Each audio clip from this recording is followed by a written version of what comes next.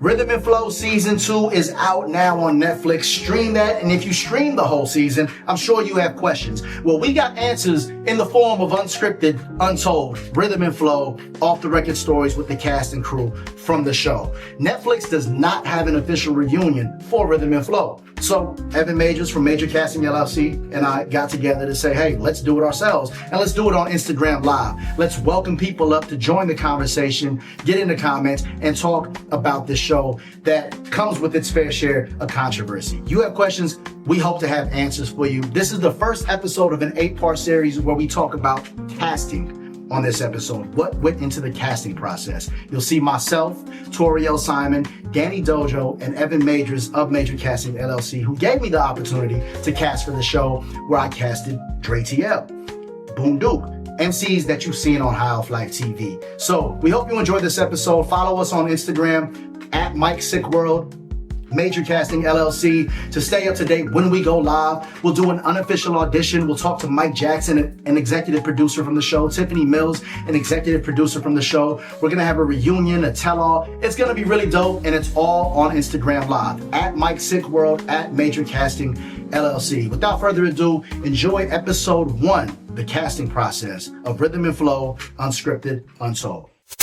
This is the casting team behind Rhythm and Flow. Again, Major Casting LLC, casting supervisor here, Evan, bringing the whole team together. But you'll also see obviously our contemporaries, our counterparts, the people that we've casted, just a lot of people joining us live, hopefully. So please, if you know somebody that's involved with the show or anything, please share this, because the reason why we're doing this is to kind of blur that line between the audience, the cast, the crew, and the culture at large, because this show is so important to the culture. So we want to talk about it, and we wanted to, kind of take it into our own hands to bring you a lot of this game and bring a lot of the cast and crew together. So if y'all are cool with it, y'all, if y'all are ready, we can kind of dive into it if y'all are down. Let's do it. Yep, let's do it. Awesome. Let's do it. Awesome. Okay, cool, y'all. So just a few disclaimers here. Thank y'all for sharing. Also, drop your questions in the chat. We'll try to get some eyes on the chat, take some comments and questions via that way and address them in the end. Just to kind of give y'all a little heads up, again, we're gonna have the production process. We're gonna talk about the battles. These are future episodes here. We're also gonna have an audition, an unofficial audition, whatever you want to call it that, but you can audition for Major Casting LLC, just us here on this call, because we're all in the industry. We all do this, and we want to give y'all the space, you, the audience, tapped into this live right now, the space to audition for some casting folks like ourselves. But stay tuned for that date and the exact details of that. So you don't want to go anywhere. Stay until the end. Again, share this live.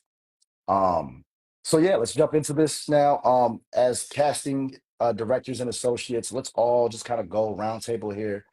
Starting with Evan, actually, and we'll loop around. I don't know where y'all are at on the screens, but let's just start with Evan, who is our casting supervisor director. Is that correct? The supervising casting director. Please That's introduce yourself. correct. That's correct.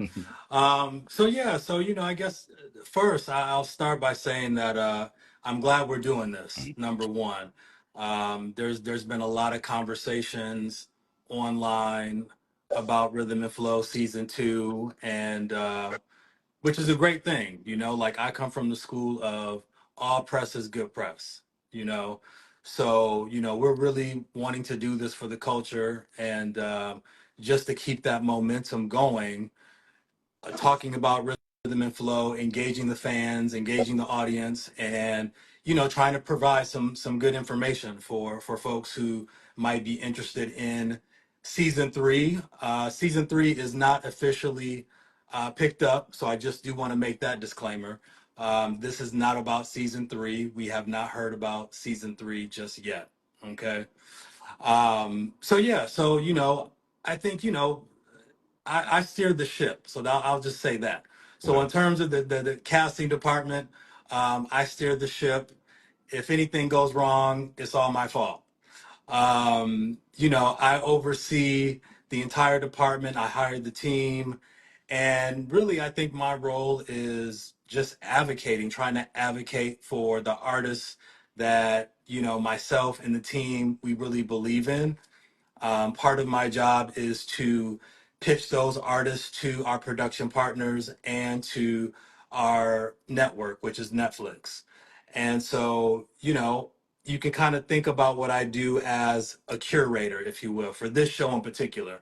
So if you think about, Rap Caviar on Spotify, right? So that's kind of what I do. I curate all the artists that I submit to all of our executives.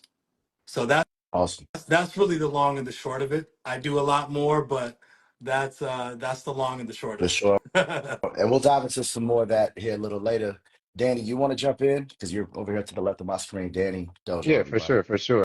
Yeah, so my title, casting associate. I'm here to support the cast and producers who usually take the lead on interviewing and dissecting who's best fit for the show and whatnot. Definitely acted as a headhunter and supported on those auditions on the road and whatnot. So it's a lot of shared responsibility as far as that goes. Um, but yeah, my major role is supporting the producers, supporting Evan, and making sure that the talent that I bring in is diverse and, fits the criteria that we're looking for the season. Awesome. Toriel? All right. So I was a casting producer on season 1 and season 2.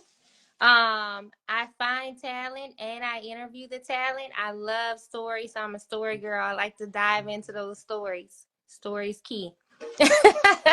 Nice. um, so yeah, that's basically what I do for the show. I find the talent. I take pride in finding talent just as much as I take pride in interviewing and getting those stories. So shout out to all those people that I found this season and season 1. OG, Absolutely. OG, OG. Yeah, my role was similar to Danny's. Just helping where need be, finding the talent, kicking it upstairs, and just trying to bring the best people to the table.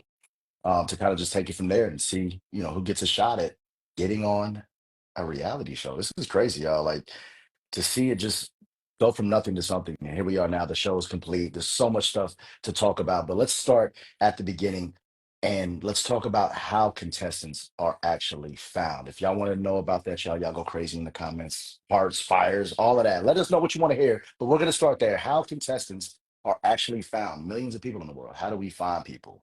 And so I have a question for Evan.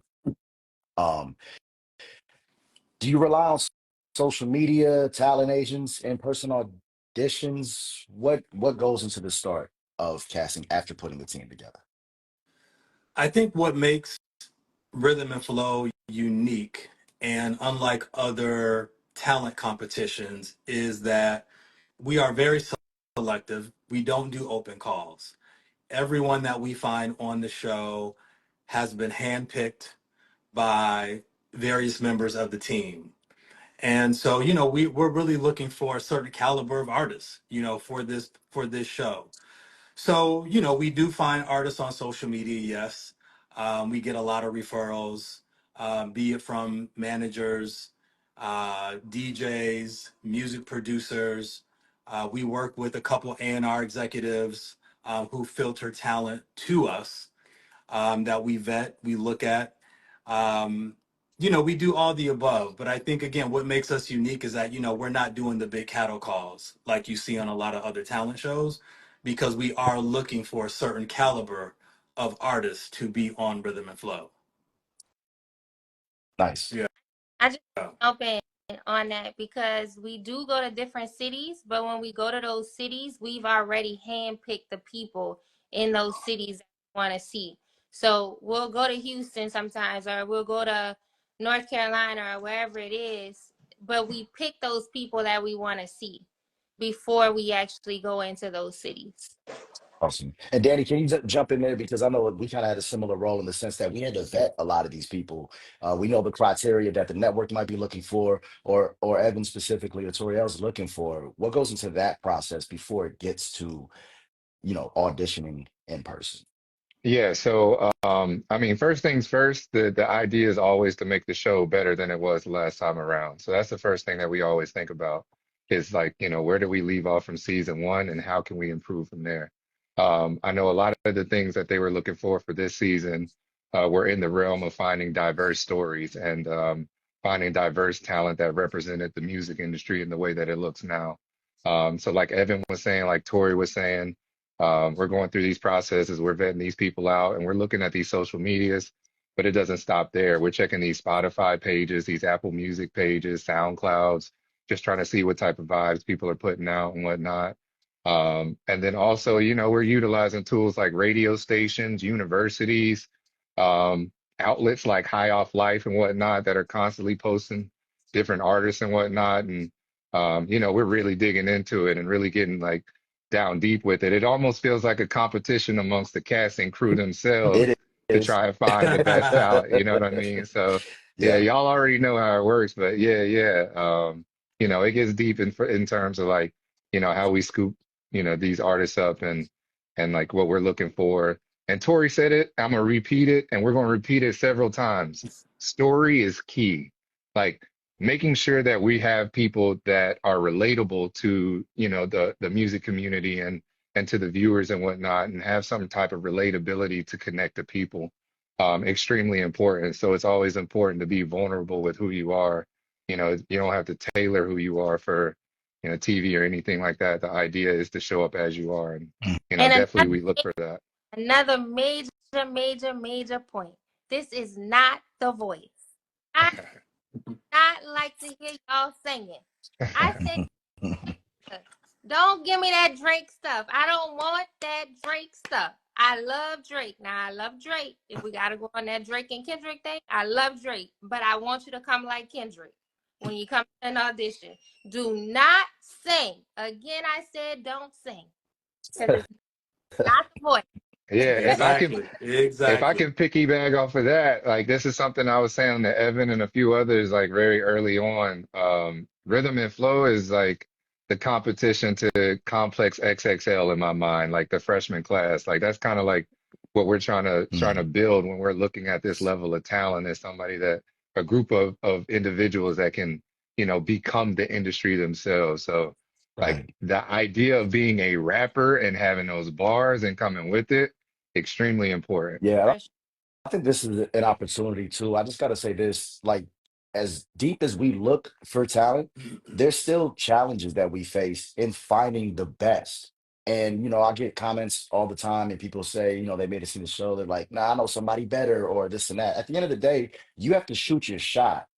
And we can't find everybody. So that's why we promote it, we put it out there that, hey, we're looking for this, we're looking for this. Here's the criteria, submit. So for anybody that's seen the show, it's a real thing. You can submit. You got to be on the lookout. Make sure you follow Major Casting LLC, follow all of us. There's opportunities that are out there, y'all, but it's up to you to shoot the shot. I can't tell you how many people that I know that are nice. And I've had hundreds of rappers on my stages or on our show that just didn't shoot the shot. So shout out to anybody that did put up a shot. And I want to address those folks later too, because we've had hundreds of people audition. And I want to address those folks as well. So it sounds like we have a good mix between social media, talent agents, in-person auditions that kind of get vetted before that even happens. Let's talk about the balance between talent and story. You have to have the skills, but it's also for TV. How are y'all finding that balance when you're auditioning somebody or even when you're just scouting? What's telling of a good um, prospect in that regard? Anybody? I mean, sorry, you want to go, Toriel? No, you go ahead, Evan. I think, Toriel mentioned story. Story is important. But I also would say, this is hip hop, so obviously you have to be able to rap, right? We know within less than 16 bars if somebody can if somebody can really rap. Um, Authenticity is key. You know, we want someone that feels authentic. We want somebody that feels original. They're not trying to be anybody else, look like anyone else, sound like anybody else. And I think that's hard to find, especially in today's hip hop market, right? There's a trend that's been happening where there's a lot of cosplay going on, within the industry. And I think artists are afraid to almost be original out of the fear of not getting on, They feel like they have to sound like Future or Drake or someone else, right? So just being authentic is one of the keys that we look for. You Hmm. got to be authentic. And also too, presentation. Like, how are you presenting yourself as an artist on your social media, on any of your social channels? How are you presenting yourself as an artist? Major key, because if you have pictures of your dogs and your food, it's like we don't know that you're taking this seriously, respectfully, you know. Yeah. Exactly, exactly. And also too, it's like, and that this taps in with stories, just relatability. That's what we look at as casting people. It's like, how relatable is this artist? If I cast this artist, are they going to be the one that the audience roots for? Hmm. Um, are they going to be somebody that the audience is going to fall in love with? Hmm. So we think about those elements, throughout the whole process. Those conversations are always happening. I think How's you that? take Ray TL for example too, and his story, and his talent and how much growth he had as well. I mean, and we probably get to that in the production side as well. But Dre TL just has so many things happening at the time that some of the stuff you didn't even see on television. But he had like the school thing. He had never told the school that he was gonna be on the show because he didn't know if he was gonna get all the way to the end.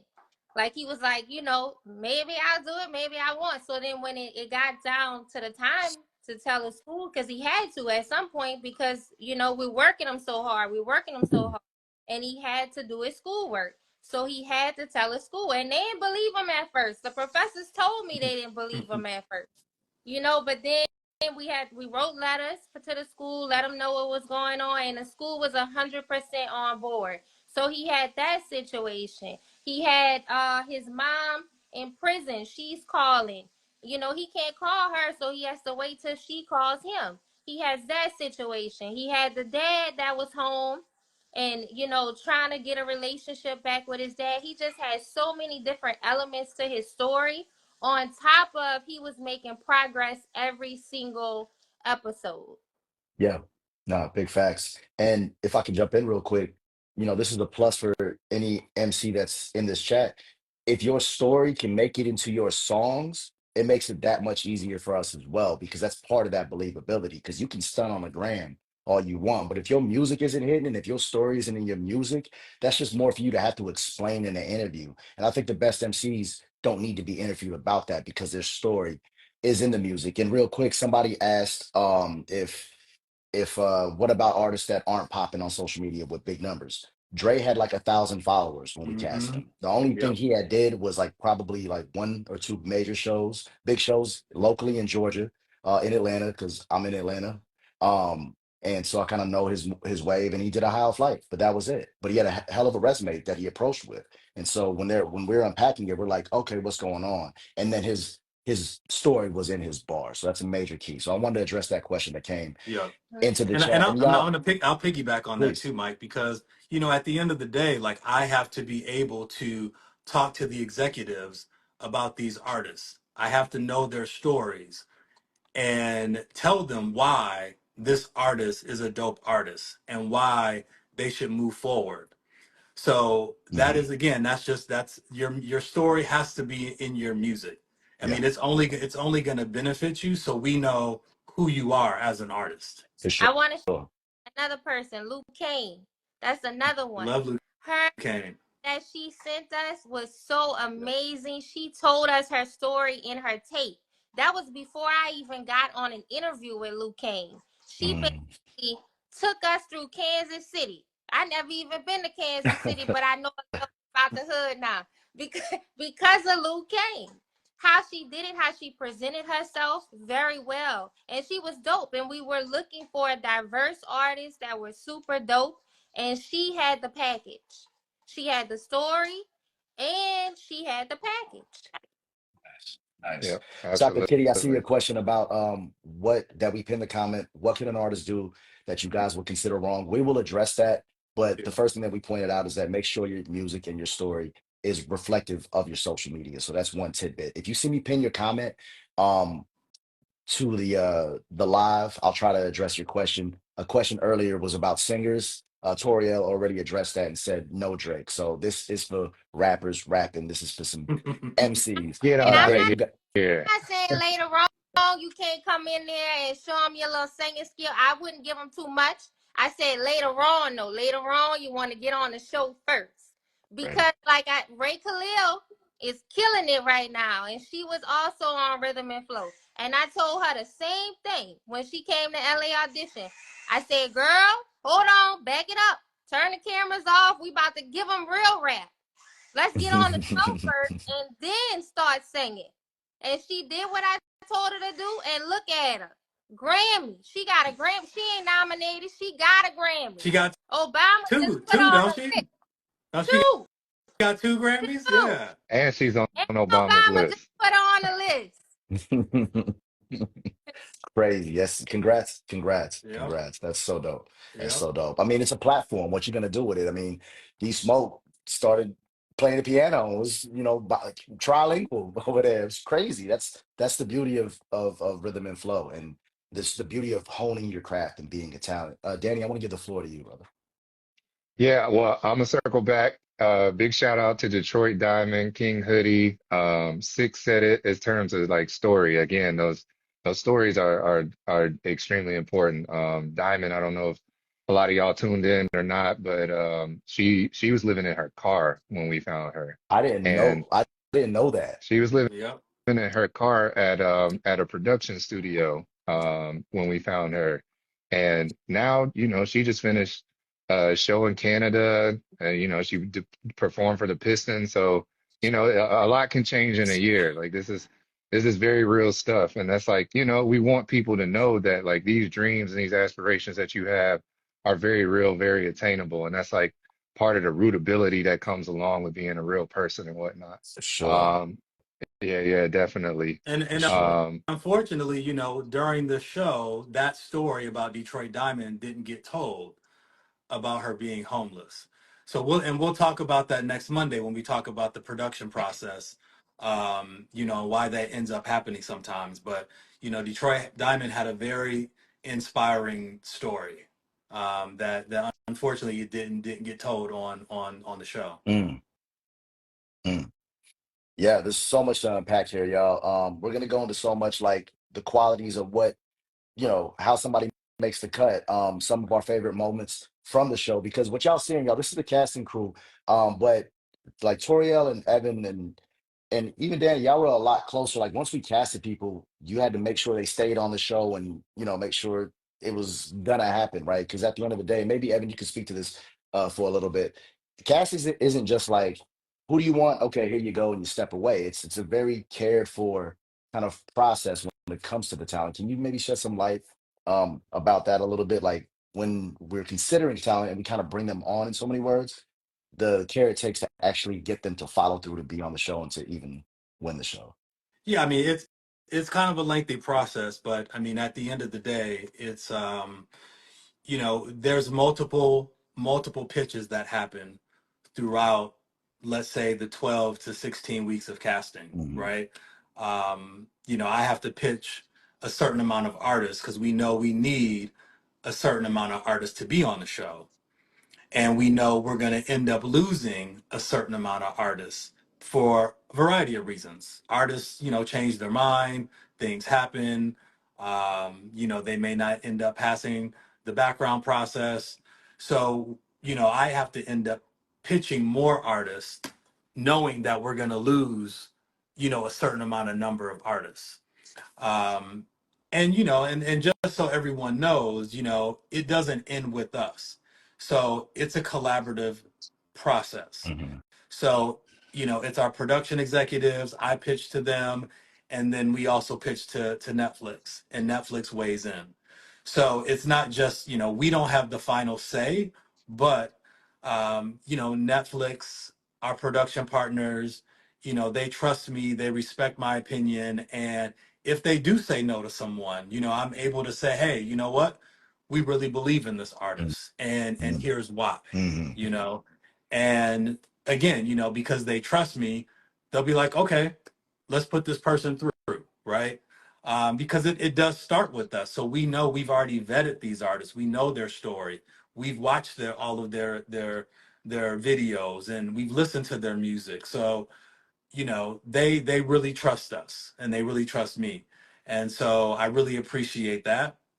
But yeah, it's just not, it's not like we find somebody on Instagram and it's like, okay, boom, they're on the show. You're on the show, Right. right?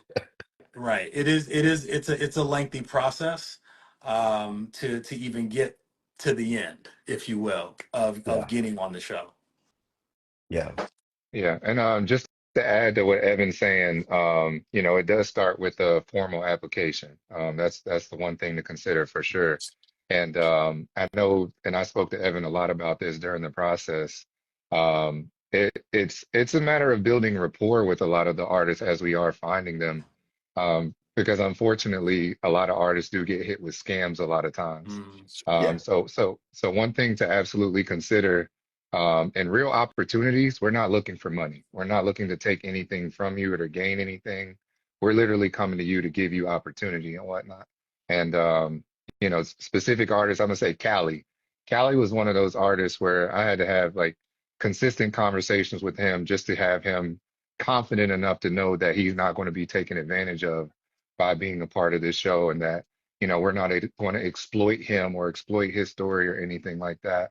And that's something that we have to deal with on our side, in terms of just like building confidence for these artists to want to actually participate. Dono's another one of those that I had to kind of dig a little bit just to get her to put the application in and take a chance on herself. And hmm it really matters. Like in this industry, you really do have to take a chance on yourself and know that you have the ability to bounce back from anything.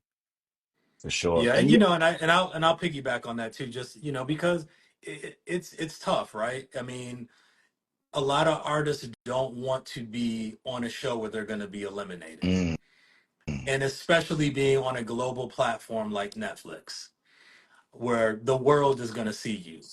And so, like Danny said, that does take some convincing a lot of times, but it's a platform, it's Netflix, right? Like you're going to be seen by the whole world. right, right. And that's the difference, right? But at the same time, we do understand that it's not for everyone. Mhm. This show is not for everyone, despite the fact that, it does so much good for the artists who end up on the show, whether they win or they don't win. Just being on the show, hopefully their careers and their livelihood will change by being on the show. Absolutely. Obviously, it ends with them, and what they do with the platform, with their own platforms after the show. But being on the show itself is a win. I mean, because you talk about, we receive thousands of applications, thousands. hmm And so you being and making it on the show is a win. It really is. For sure. For sure. There's a little I want to unpack there, because first I want to address the thousands of people that submitted that even after they submitted and maybe got a little through the process or didn't hear anything. Just understand that we only have so many man hours to go through all the applications, to look at it, and to even respond to the status of your application. Sometimes we just can't get to everybody. So I just want to kind of put that on Front Street because there's some people in this live that auditioned or excuse me, submitted but didn't make it.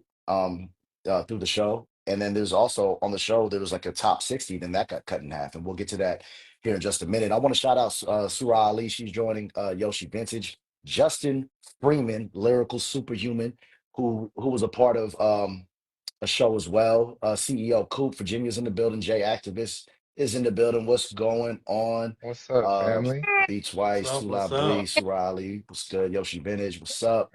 Mike Stallone, what's good? Y'all, please, if y'all just joining this live, please share this live with 5 people in your DMs. Just take 2 seconds. Hit that tap, that kite, bam, bam, bam. Send it to a couple folks because this is free game for Major Casting LLC and the team behind Rhythm and Flow, the casting behind Rhythm and Flow. Yeah. So another thing I want to mention too, y'all. Um, I get it that because this actually is addressing the comment that I pinned. Is it better to be polished or a polished artist or a coachable artist? Mhm. Now, If anybody would like to answer that directly, feel free. But real quick, I just want to give some insight that um Instagram is just one platform. Spotify is just one platform. YouTube is just one platform. It doesn't really matter if you only have 1,000 followers or even if you have 200,000 followers, 300,000 followers.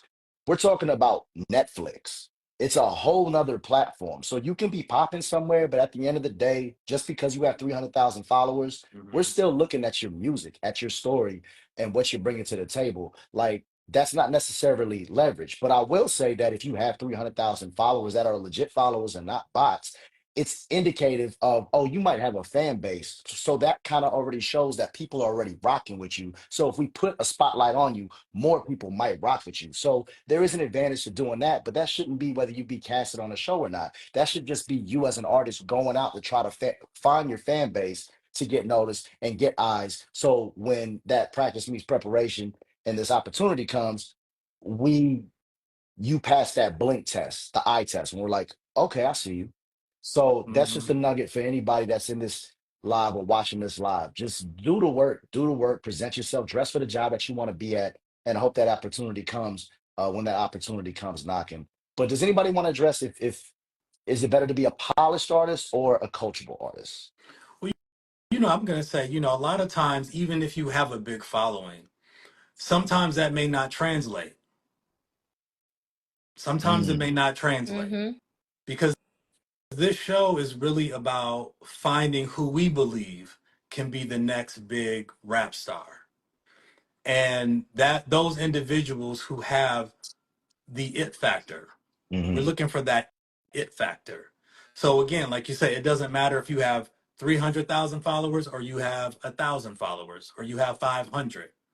Like we can still see something in you where we're going to Right. approach you and we're like, yo, like this person, like, okay, they could be something, like they have something. Mhm. And it doesn't even have to be a fully formed package just yet. That's part of our job is to find those nuggets and to find that thing where we're like, okay, yeah, like this person has something. Yeah.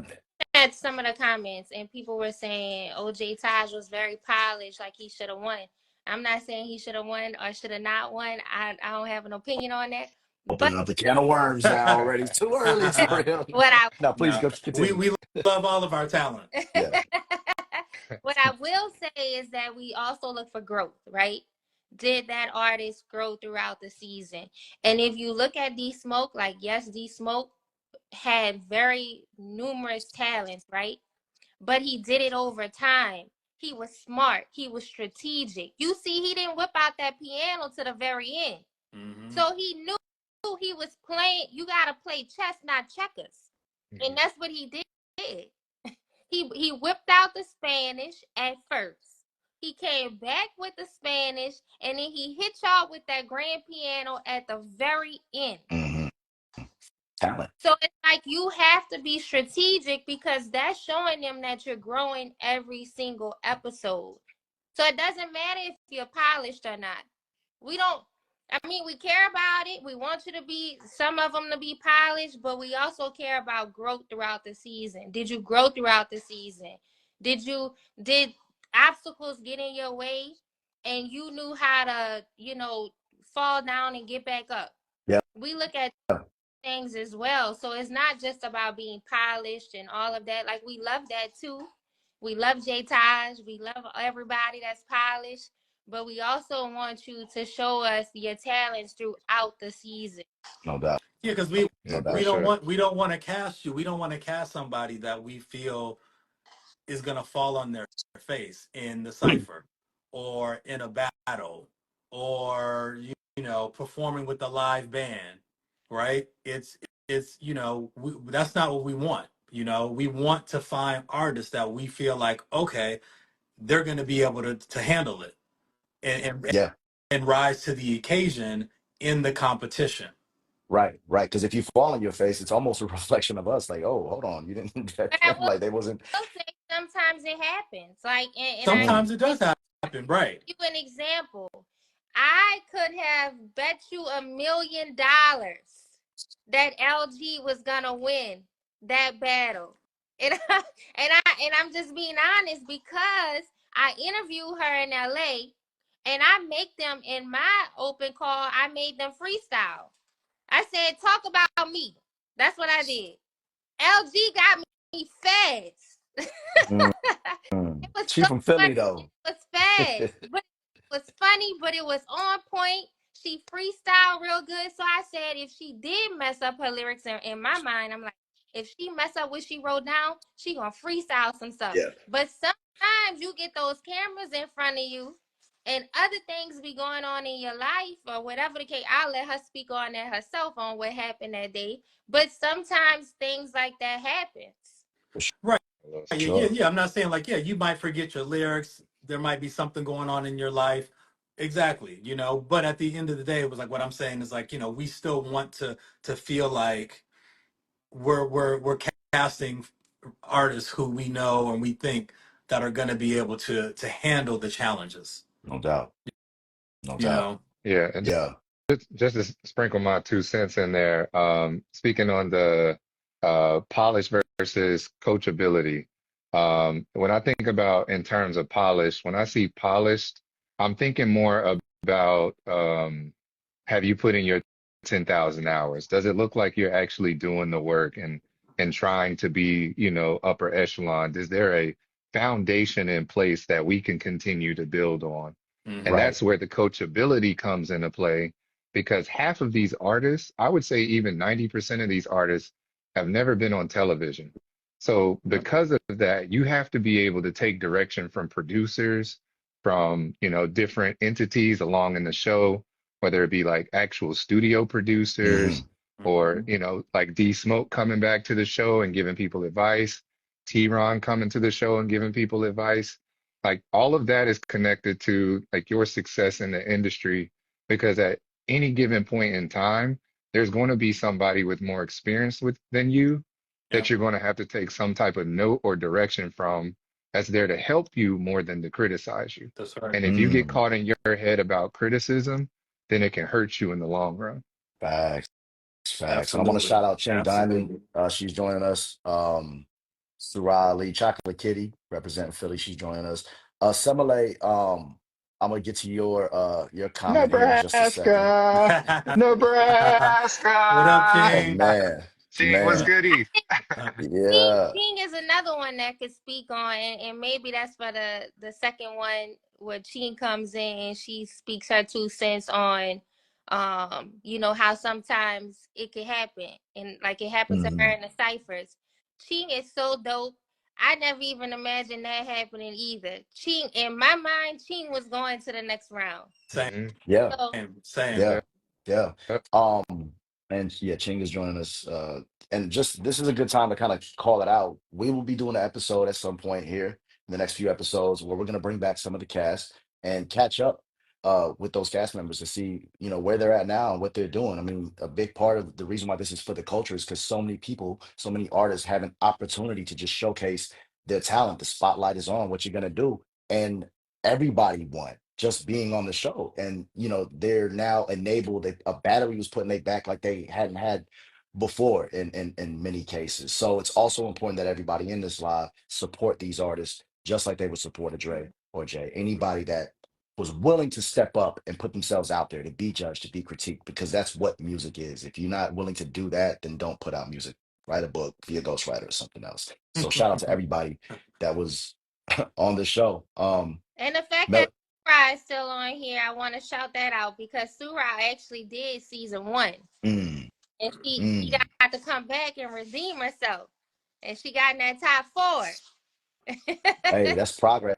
And that goes back to a comment that somebody asked earlier it said, can you audition in different cities? This wasn't that type of thing. Like we vetted people, found them and then invited you to a city. And from there, that was what it was. Mhm. And I have this comment pinned here if y'all want to check that out. We don't have to address it now, but something to think about.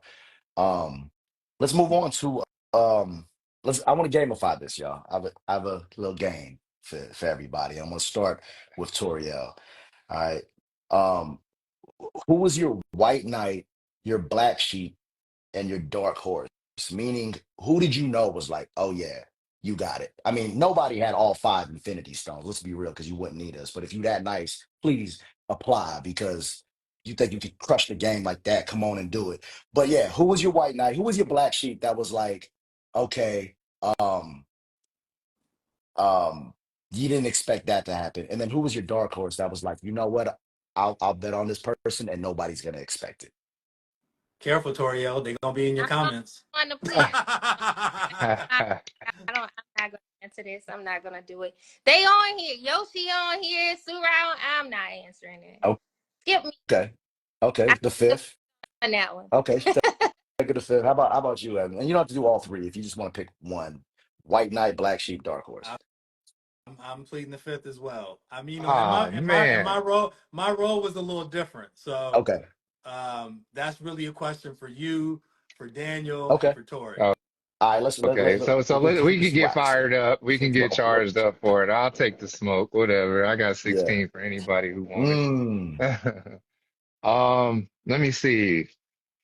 I mean, just being funny, but also serious. I felt like every artist that I casted had the ability to be that one. Yeah. I would say during the casting process, before even getting to first day of audition, my personal top pick was Jacques Lane. We saw on the show in round one, he didn't get the best feedback because he tried to force the crowd to chant his name before even getting his bars out. Um, but I think he had a lot of potential. If he gets a chance to circle back for season three, would love to see it. But outside of that, his music, go stream it. Piano Riff, OA, new music's out. I No definitely doubt. listen to all these artists on the outside. I That's just went love. to a show in Charlotte. New music. If I could talk about before I name my black sheep and everything, if Hmm. I could talk about what this show did in terms of development and like their professional presence, um, these artists are the industry now. Like where they were coming in, and some of them may seem like hobbyists or like, you're good at rap, but are you great at rap? They Hmm. are amazing now. So it's like to see where some of these artists started and where they ended up after all these challenges, um, it's pretty phenomenal. I would say Detroit Diamond Hmm. definitely fits into the category for me, um, of that surprise artist, that dark horse. Because I really honestly, I wasn't sure what to expect. I hadn't heard much of her music. I don't know if it was much of it on Spotify or anything like that. I can't quite remember. But to see how she stepped up to the challenge, that first audition, it was so loud I couldn't talk backstage. Like it was incredible. So, to see her go all the way to the final round and the final four, she really stood to challenge, and like, she displayed that coachability and everything else. Um, Black Sheep, I don't know that I necessarily had a black sheep. I think the casting team did an amazing job of, finding phenomenal and unique talent. And I think anybody really had the potential to take it, really. It was just a Hmm. matter of stepping up to the plate. So I don't really have a say for the black sheep, so to speak. No doubt. Yeah. No doubt. All right, so give me a minute, y'all. No, as an associate, casting person, like I feel like, I kind Ooh. of like brought my network to the table, and like I know thousands of rappers, I feel like. So I was excited. So like you, Danny, I feel like, oh, everybody I know can do this. And at the same time, I know I have a job to do, so I'm not gonna throw 1,000 people at the wall and be like, here's who I got. So I do have to go through and vet and find the people. But and we gonna get really spicy here, since some of the contestants in here. I'm gonna tell yo, if the people that like I really wanted to bring to the table got casted, y'all would have had to get y'all bars together, because I had monsters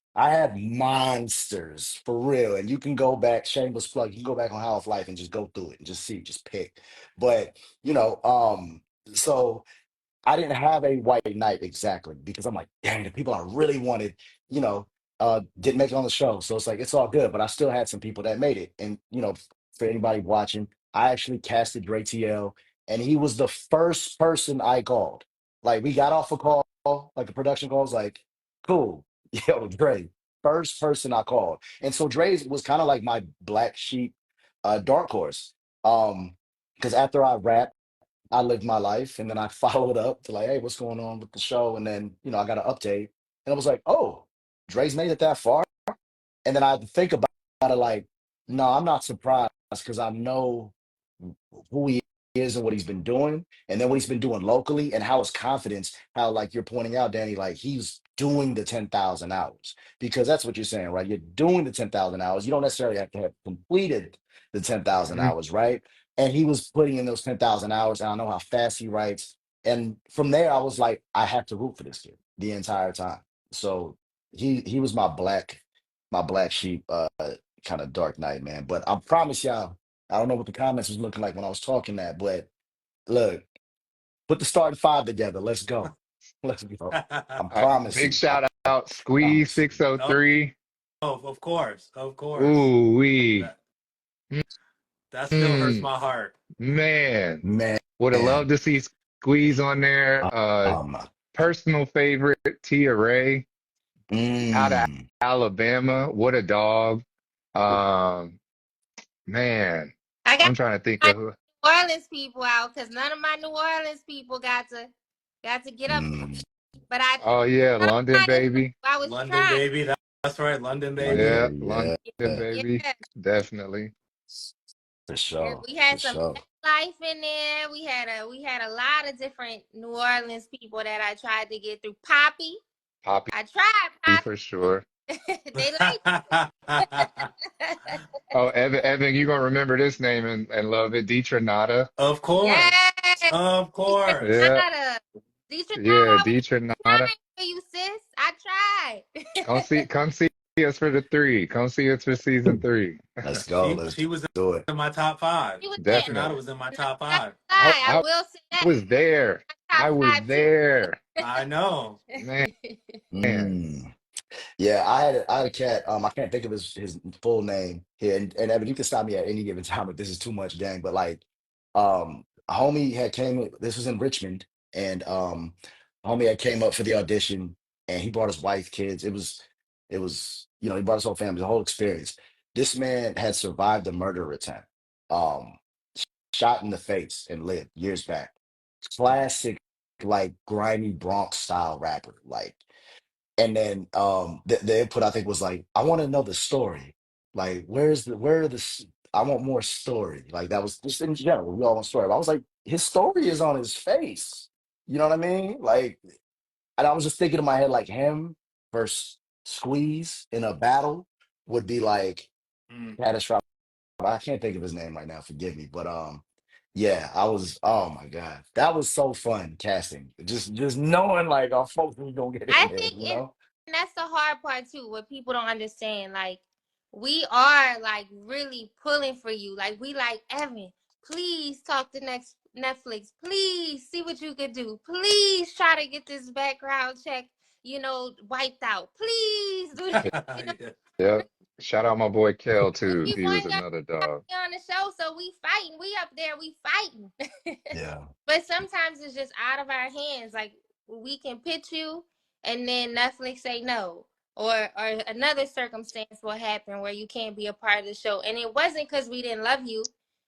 We really did, but it was out of our control, and sometimes that happens. It's really out of our control. And then and Well, to go further with that too. I mean, when you think about the show, and again, something a lot of people may not know is once I hand over the cast and everyone's been finalized, it's out of our hands at that point.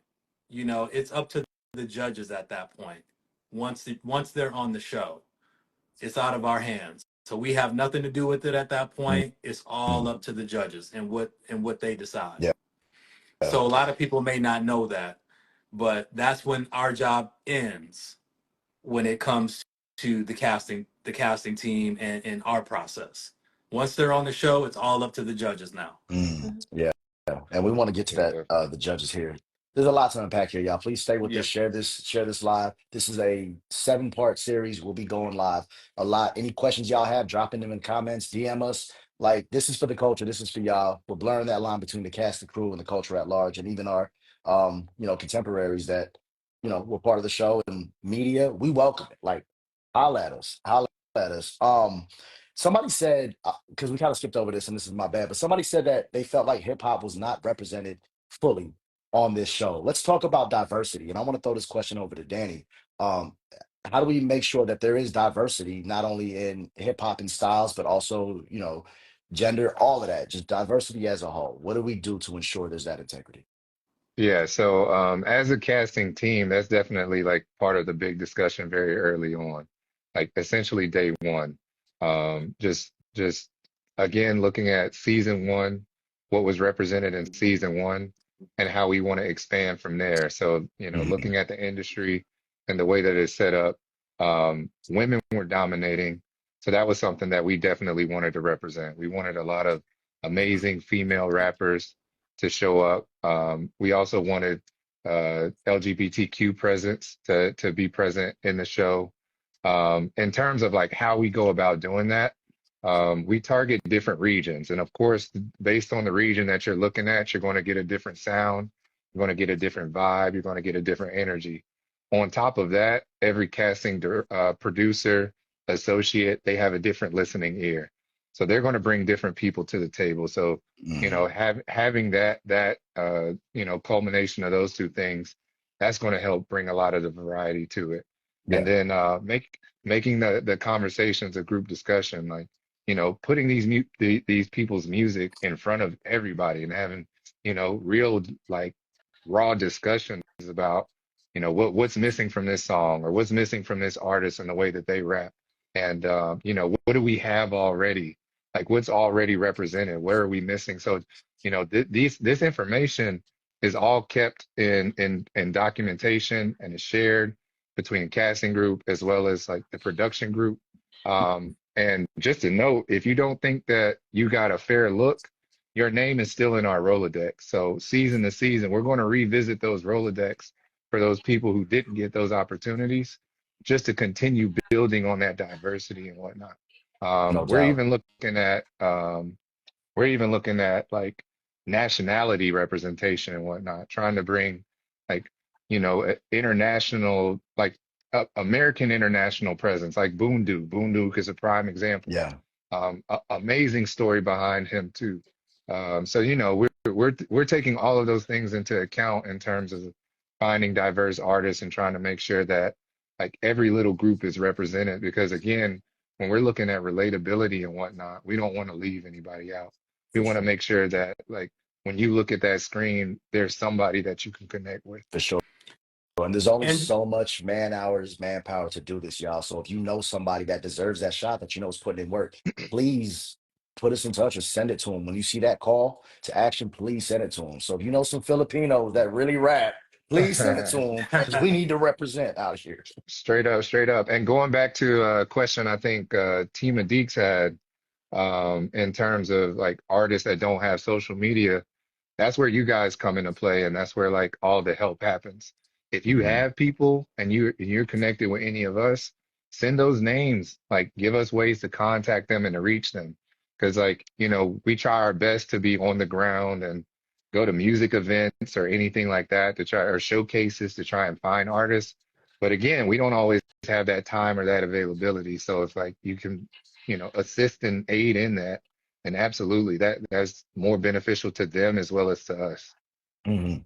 Mhm. and I think that's again what makes this so unique and special. And Danny mentioned it. It's like, we all have a different ear. We all don't like the same kind of hip hop, you know. And that was very important to me as I established a team, is to make sure that we are all diverse in terms of what we like and what we listen to. Netflix has a mandate of diversity. They want us to submit diversity. Mhm. Jesse Collins wants us to submit diversity. John Legend and his team wants us to submit diversity. So Mhm. that is very paramount in the entire process of the show. is making sure that we represent all genres within hip hop, all different sounds. Yeah. Yeah. Yeah. And this is the marathon, everybody. Like this is a marathon. This is only season 2 after a long hiatus. And we hope we can do this every year, every month. I don't know. No, but it's a marathon, y'all. So please understand, like, I know it feels like this monumental moment when the winner is announced and then all of this, man. Please, like hip hop has been around a long time. It's not going anywhere. And if with y'all support and grace as well, um, it can keep going. So this is the marathon. So I want to just recap just real quick. We are looking for you. We are. So nobody should feel overlooked. And then when we find you, like to Danny's point, you're in the Rolodex now. We're not trying to start from a hard stop when a new season comes around. Like we want to increase the chances of casting the best show and giving people the best show possible that we can actually control in the sense that, like, once it's out of our hands, it's out of our hands, um, and it's on to the judges.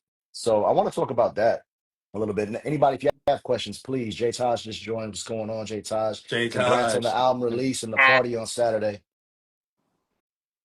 He did an album listen party, album release party out in Gratitude, Santa Ana. gratitude.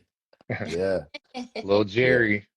Little Jerry. Yeah, yeah. I love it, man. Like, drop a comment, Jay. All right, look, I'm putting you on the spot, Jay. Drop a comment about the party, man. Like, no, people want to know, man. Like the RSVPs was going crazy. I seen the recap with Big Boy. He was in pictures with Big Boy. D Smoke was there. I just seen a little glimpse, man. I've been head down working, but how was it? Tell us. There's so many people. There's a lot of fans of the show. I'm sure they're fans of you as well.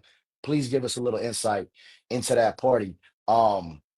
Ben, what's going on? Again, share this live, y'all. We're gonna be on for another few minutes. I've seen Um, a lot of comparisons too from season 1 to season 2. And I just want to add, like season 1, it was like we were throwing things at a wall, right? Because we were just so happy to be in a space where hip hop was like being presented to like, I mean, it was so, to be in our casting room, you would have just died. It was hip hop everywhere. Like mhm, it was competitions. It was like, yeah. oh, I like him. I like her. It's dope. Hmm. We did the same thing this season as well. We just weren't in there in person. Like, season 1, we were in person. We throwing stuff at the wall, and Netflix was like, yeah, because Netflix ain't Mm, one either. So, it was dope because of that. Because, it was a first of its kind. It was special. It's always gonna be special. Season 1 Mhm. has a real special part in my heart. But Same. so does season 2. Yeah, same. And beautiful. season 1, we didn't know what it was gonna be. As Toriel just mentioned, like we were just throwing stuff against the wall, right? Like we didn't know this was the first time it had been done Mm-hmm. before. So we didn't even know what it was gonna be. We were getting bits and pieces of information, weekly, monthly. We didn't know who the judges were going to be. The same thing with season 2. That's part of the reason we couldn't say it was Rhythm and Flow season 2 because we didn't know who the judges were going to be. The contracts hadn't been signed yet when we started casting, so we couldn't legally say it was going to be Rhythm and Flow. Mm, Um, so that was part of the reason we couldn't announce it in that way. Um, but yeah, like season 1 was just so special because again, like we were just building it. Like there was no blueprint, you know, there was fresh. no blueprint, No and doubt. so So we were all just going through it together at the same time and just trying to figure it out. yeah, yeah. Fire. I mean, I just want to address Jay Taj's comment here, about his party on Saturday. A lot of support. He said, Big Boy was there, D Smoke. It was in his city that raised him. I mean, just think about how beautiful that is, y'all. When you're just shooting your shot and you're betting on yourself, and then you get rewarded in this way that has just like collateral benefits, that it's like it's a win for you, it's a win for your city, it's a win for hip hop, it's a win for your loved ones. It's a beautiful thing that like just a year and a half ago, life was very much different, you know? Hmm. Um, so you got to shoot your shots, y'all. Big shout out to you, Jay. That's really dope, man. I'm so happy that you got to experience that and that you're living the And dream we right now. Salute to you. shout out Big Boy and Sway in the morning and all of those people because they support Rhythm and Flow big time. Like Mm, if we call them and ask for something, they will do it because they like what we've done. with rhythm and flow. I love that. Definitely I a love that. That's definitely a testament to there's no losing on this show, really and truly. Totally. You know, yeah, you make the best of the opportunity that you have in front of you for sure. I mean, for sure. So I knowing, hope oh, please go I was ahead. gonna say I hope that we could be here uh, in season 20 talking about rhythm and Yes. flow. You know, I Yeah. mean, you look at shows like American Idol that's going into like season 24, 25. Shows like The Voice, they're on season, I don't know, 12 or somewhere around there. Um, I hope this continues because hip hop is still the most impactful genre in music. Mhm. You know, it just is. Hip hop continues to move and shape pop culture, popular culture across the board. Yeah. And so there's no reason, of course, if Netflix continues to want to do the show, there's no reason that this can't continue to live on for many, many, many, many, many seasons. Fire. Fire. Yo, Sure. Semele, I'm assuming you rap, so send me send me your music because you've been in here since the beginning. So I imagine you rap. So like I want to hear what this cat talking about. Um, I want to gamify it again. In one word, what is an instant turn off where you're just like, nah, like whether it's casting or you saw something or maybe let's take it to the tape where they actually made it past the first round, but then you got the audition, you was just like, nah, or is that even a thing? Is that unprofessional? Should be like, nah, or because people want to know like how to get picked, but let's talk about how to not get picked. Thank You say stink? That they stink? What'd you say? She said sing. Yeah, Uh, that was. Yeah, Give and I me come to Drake audition, that back musty. in the day. Don't give me Drake. Pop Drake. I want to hear Drake back in the day if you're going to give me Drake. I hate Or Pop Drake. I mixtape Drake. oh, yeah, bring that mixtape energy. I love Pop Drake, but I just don't like it when rappers do it because that's hard to do on a 16 bar. Yeah, yeah, yeah. We had a guy audition, and he actually sang the whole thing, and then we stopped him, and he was my friend. So I'm like, that was beautiful that you shared in that manner. But like, yo, you got to rap. He's like, oh, I didn't know what I was supposed to be doing. You got to rap, bro. So he did a whole nother take in a take. How about you, Evan? One word. I don't know if I can do one word, but I think the biggest turnoff for me is like the opposite of passion. If somebody Mm, comes into the audition and acts like they don't want to be there. So, Hmm. like I said, I mm, don't know what that one word is, so it's the opposite of passion. mm, Yeah, that's That's what I like was lazy. that's a leaning huge towards. I that's was a going to huge say, turn Not, off, and you'll be surprised how often that I'm happens. not going You'll to be say Mm, surprised. names, but this happened at the LA Showcase, and Netflix liked them. But I ain't going to say who it was. I know who you're talking about. I know yeah, who I'm talking about, very familiar. but that could possibly happen, and Netflix like you because they like that kind of drama. mm, mm, Sometimes. mm, No, mm. I'm You not never gonna know. say that, and I'm not gonna say he wasn't dope.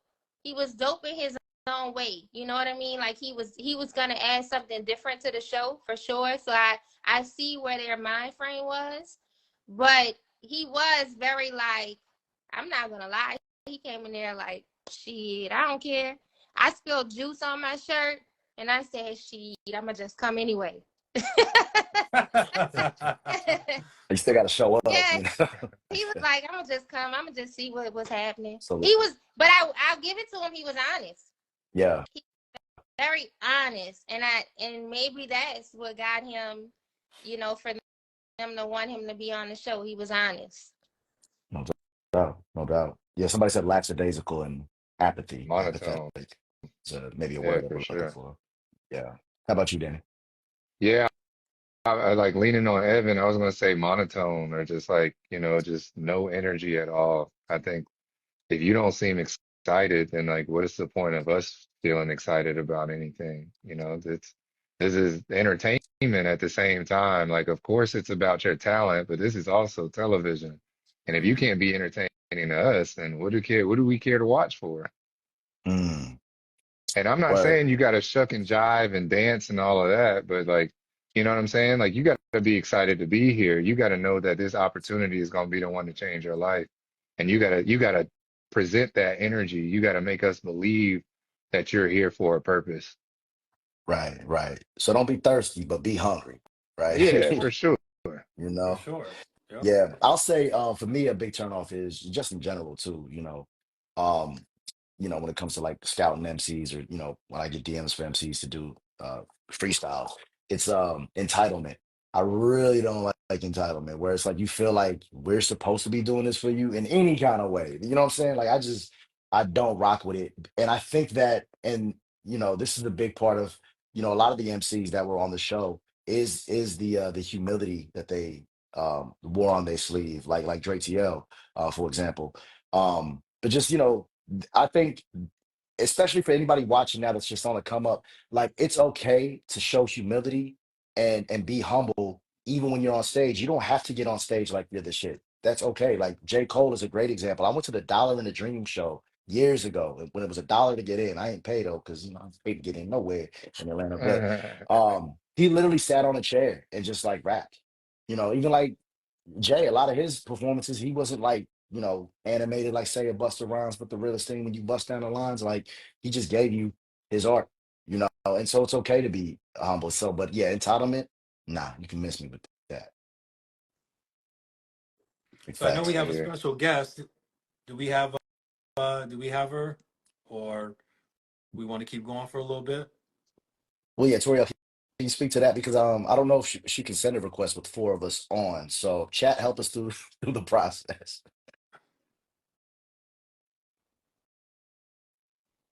Oh, okay. We got the circle. Toriel's frozen. Entitlement definitely ain't it. It is not. I I'm just going through the comments here. She'll come in at 9:30. Okay, I'm with that. Perfect, perfect. So y'all, if y'all just joining us, this is Unscripted Untold, um, off the record stories from the cast and crew, Rhythm and Flow. I'll go ahead and hint at what we'll be doing in the future with some of these live streams. This is one of seven, episode one of seven Instagram live streams. We're gonna have the cast, the crew in the future. We're also gonna do an audition, an unofficial audition, just to see who's out there because we want everybody to have a shot. We need to know you're out there. I mean, it's beneficial for us, just as it is to you. But stay tuned on that day. And any questions that y'all might have, drop them in the comment, drop a comment, and we'll try to address them as best we can. Also for future live streams, if there's anything that you want to know, any insight that we can give, we want to pull the curtain back and blur the line between the audience, the cast, the crew, and the culture at large. So we appreciate everybody joining us and being here. We've been live since 8 p.m. Eastern, and we'll continue to rock out. Let me toss it over to one of y'all. Is there anything that y'all want to speak about? Anything that that the audience should know, or just anything that's been on your heart and mind when it came to this whole process? Because this process, y'all, has been like over a year. To the uninitiated that's watching, it's been a long time. So it feels like we've seen these artists grow and we've seen lives change, and it's a beautiful thing to see. But is there anything that y'all want to cover? I would say for me, I think that I'm really proud of this season, and what I'm most proud of this season is the fact that you know I was very intentional about this. I mean, we talked about it earlier about really stacking the deck with female MCs. Women in hip hop for the past 6 years have been killing it, have been completely dominating hip hop. And I wanted to make sure that we reflected that in Mhm. season two. So I'm proud to say that, when you look at the top 14 in season two, 8 of those were women. When you Mhm. look at the top 7, 5 of those were women. So, so if you've watched the show, and I wish people were talking about Mhm. that. Mhm. That's something I want people to talk about on Reddit. I I think about it. Season one, we had London B that was holding it down and she held it down, we very well yeah, for I the women. mean, season one we only had in the top 8 we only had London and Big Mouth Bo. Yeah. Yeah, two female True. MCs. True. So I would say for me that's what I'm most proud of. That we really represented the female MCs this season. Sure, For sure. for sure. And London set that bar high. She London did. set that bar She high. did. She Yeah, did. Very yeah. high. But I will And the say, I will say season one, I feel like the most growth that we saw out of the contestant to me was Troy Man. And then if I gotta go off the most growth that I've seen of a contestant season two, I'm gonna give it to Jazz. mm, mm, As far as how she came in from the beginning to where she left, it was a lot of growth. Same thing with Yoshi though, if I'm being honest. Seeing Yoshi in LA to seeing Yoshi on that stage, there was a lot of growth there. And I mean, I guess we'll talk Shout out about to this Yosh. next one on, you know, the stories, because I do know those stories and I am big on those stories, and I do want those stories out there in these streets, in these good streets. Because they had a lot to overcome throughout For sure, the Ski. season. Yeah, Yeah, for shout out to sure. Yoshi Vintage. She had an incredible story that unfortunately didn't get told. But she's super dope. Her album Alpha is super dope. I think she's an incredible artist. For sure. And same thing with Jazz. She had things going on in her life too. Actually, that was happening as the show was going on, and she, you know, she came through every single time.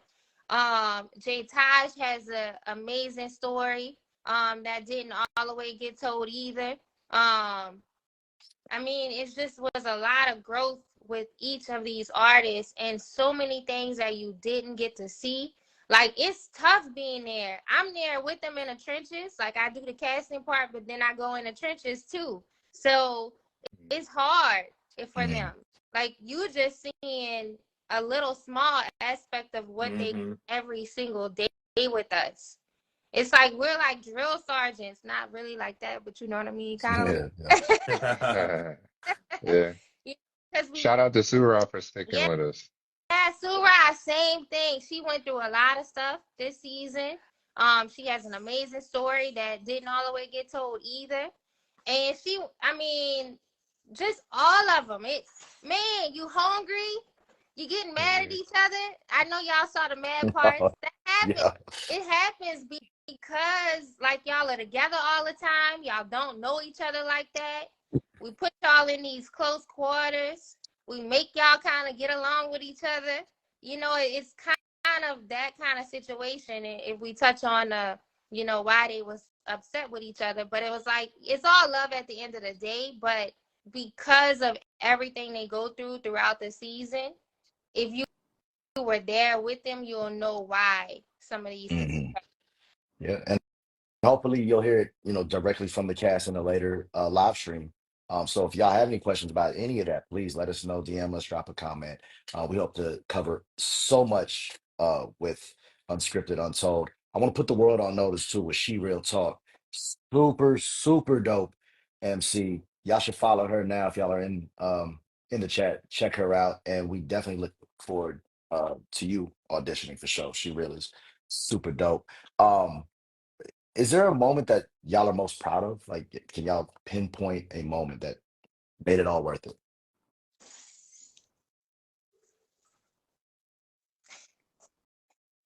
I'll let Danny and Torriel go first, since they were on set. So maybe Mm, they can speak to that in terms of those moments. I So think we're finale for talking.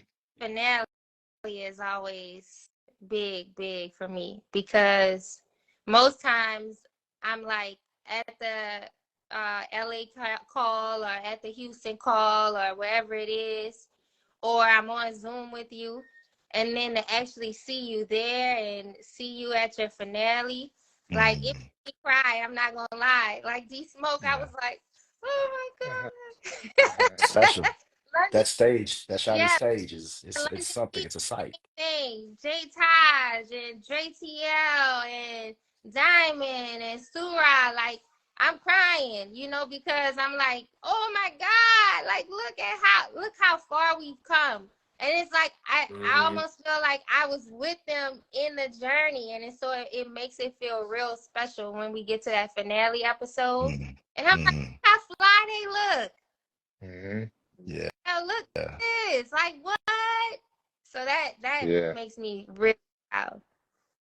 it's a crazy turnaround seeing them start as the artist that they see themselves as, and then the artist that the world sees themselves as. You know what I mean? So it, that development, and Tori said it. Like we were in the trenches with them. Like Mm, we were lucky enough to be through the casting process and the production process, so we got to see everything literally from top to bottom.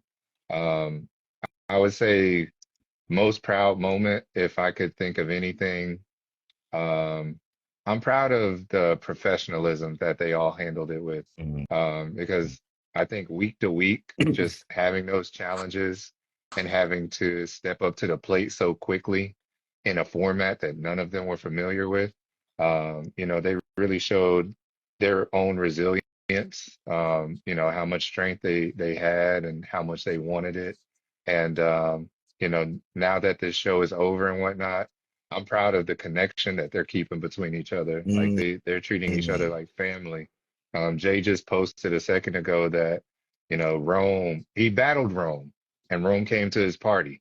Tony the Kid, Quinn J, Cody Ray, all those guys showed up to the party like it's all love. I was just with Surah and Jazz and Dre TL and Young Combo and all them. They were in Charlotte, North Carolina for Jazz's birthday. Like they stay super connected. They're really taking advantage of, all the assets that are in front of them and all the opportunities. So, literally nobody lost. Everybody's winning right now. that's beautiful. Well said. Mhm. Well said. It's beautiful to see online. Even when we did some high flight freestyles, like Dono came with Detroit with Diamond to Yeah. that taping. Hmm. And it was like Diamond snapped and Don was like, yeah, I'll be ready. I'm like, all right. And 2 weeks later, she comes through and does 6 beats. And then Jazz came through with Boom Duke. And like Boom Duke was at all these tapings. I'm like, damn, that's so cool. Because if this was like basketball in the 80s, it would be a problem. Ain't nobody rocking with each other, and it just goes to show how much hip hop has grown, Right. the fellowship and Yeah. camaraderie. Yep. Yeah, Yeah. definitely. Like Yeah. like the fact that you can be amongst competition and recognize that it's competition, but know that there's growth on the outside of that. It's just like, that just shows the depth of each of these artists individually. Absolutely. Absolutely. And I just noticed, y'all, there's actually a comment. There's a section 4 question. So if anybody has any questions, you can put them there and then I'll see it. One of them is when are auditions for season 3? I'll let Evan speak to that. Yeah, so season 3 has not been officially picked up yet. So TBD, we're going to be doing some unofficial auditions during one of our live episodes here over the next couple of weeks. I don't know. Do you have that date, Mike, up right now? I don't have the date Yeah, I can dig for into the that. unofficial auditions. Yep. Yep. Let me see here. Drum roll, please. Let me see here. That will be hmm,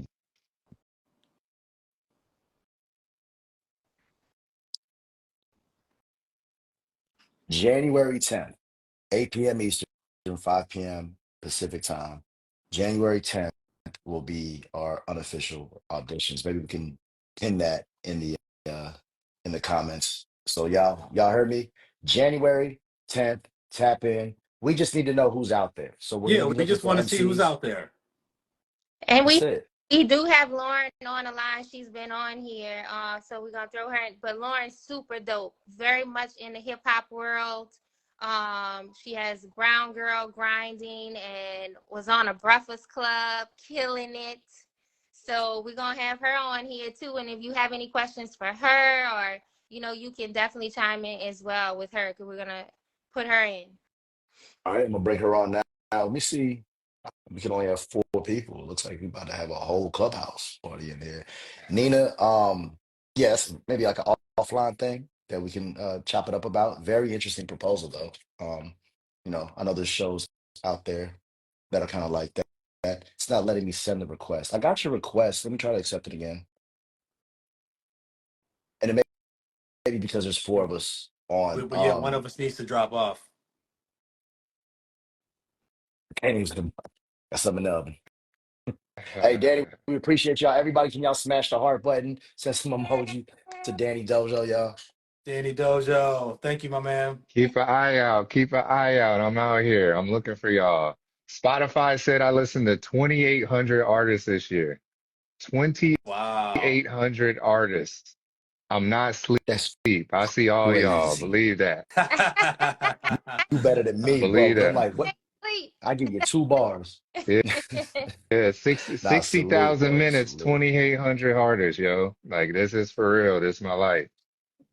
I love But yeah, that. appreciate Respect. y'all coming Respect, bro. through. Appreciate all the love.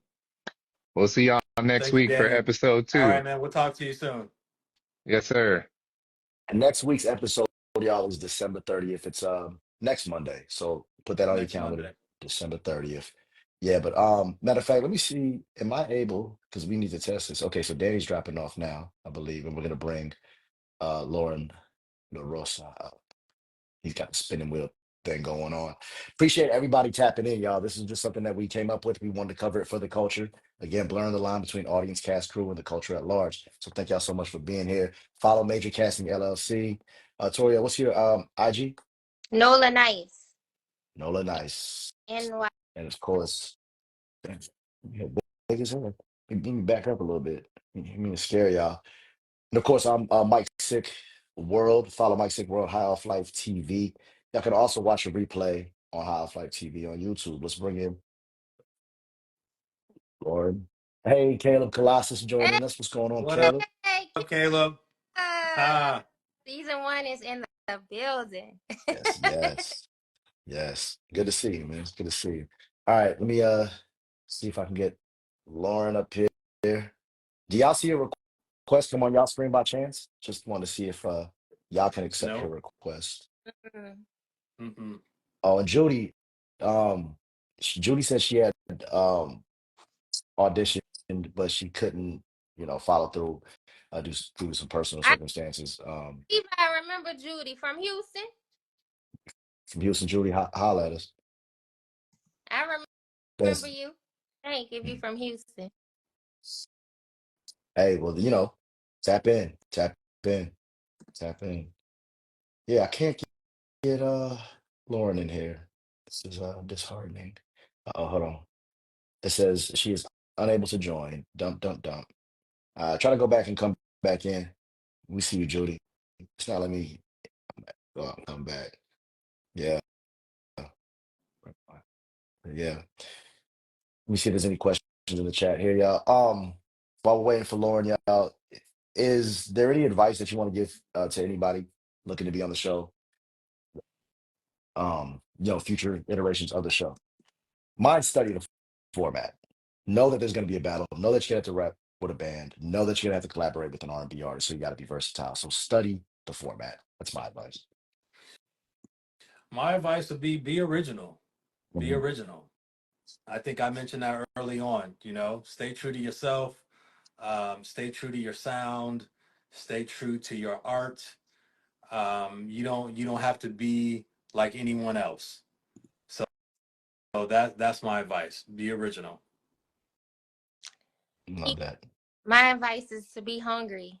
Like you literally hungry. Like I want you to be literally hungry.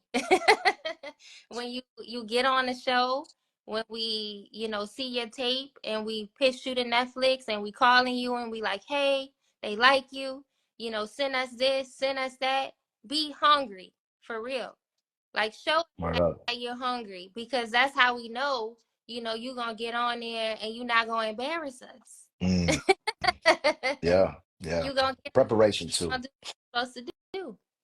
for sure. It's like DJ Premier said about Big L. The thing he remembers most about him, or just admired most about him, was in a word, battle. He was always ready to battle. And it's not that he wasn't ready to battle, take somebody's head off, which I'm sure he was, but he was always prepared. Every time he saw him, he was like, yo, listen to this. And he gave Mm-hmm. him bars. And I really think that's a missing piece in the culture and the craft nowadays anyway. Just be prepared. And then you could tweak something. Like going into the battle, like this is a real nugget for real. Like you can have a scheme, tweak it and flip it and do something that's in the moment. There's so many tricks and tactics that MCs use. Study the game, study the people before you, and come prepared and hungry. And I will say one thing about JTL is he said it. I studied it. I watched the show numerous times. He was like, I even went back and rewatched the show when he was on the show. So it's like, for real, make sure you study. J Taj saw himself in D Smoke, studied the show. Word up. Hey, Hey, Hey, I Lauren. don't know why. Y'all, the Instagram guys was not trying to let me in my Bob live. Like I was trying to join it, and it was like you can't join. And then I got on the Brown Girl Grinding page, which I never go live from this page. So hopefully the people gonna come. That's But I ingenuity. wanted to join from my other page because I'm like, people need to hear this. Like y'all was giving so much information. I'm like, Mhm. why y'all should have did this with Netflix, like live from their page, or like all of what y'all seeing right now, people always ask questions about getting on shows, and y'all was running it down like a whole. Let me not take over your life though. No, Y'all do no, your this No, thing. no, I'm no, no, here. no, this is no, exactly no. why we're no, we doing this. want This you is for the to take culture. over. We want you to ask questions. We want them to ask you questions because you like in hip hop. Like you see the people that actually what they want to be. You interview them all the time. You see them. You know what I mean? So I think that's why it's so dope to have you here.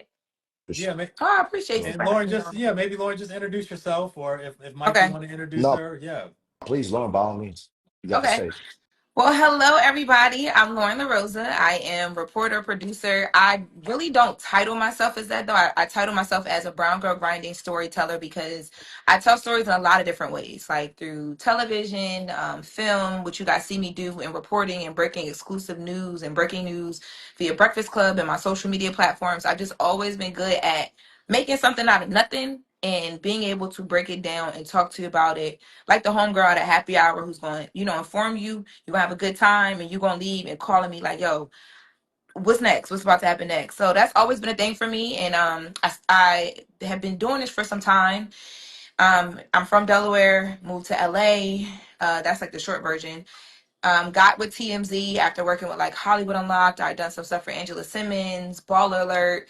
And when I got at TMZ, I tell people all the time that was like the master's program that I had been saying that I wanted to do. Mm, It was like it was battleground. You know what I mean? Like being in that newsroom really shaped who y'all see for real. Like I feel like I grew up in that newsroom.